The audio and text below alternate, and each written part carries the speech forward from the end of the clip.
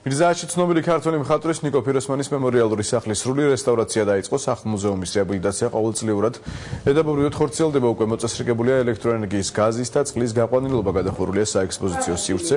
სარეაბილიტაციო სამუშაოები დღეს კულტურის და ძეგლთა დაცვის მინისტრმა ნიკოლოზ რურუა მოინახულა. მინისტრმა მუზეუმის თანამშრომლებს საოფისე ავეჯი, კომპიუტერი და პლაზმური მონიტორი გადასცა. კულტურული მემკვიდრეობის დაცვის ეროვნული სააგენტოს დაფინანსებით უკვე დაგეგმილია ფიროსმანის ორი ნამუშევრის, ძვლიერი ქართული ქალის და თამარ მეფის პროტოტიპის რესტავრაციაც.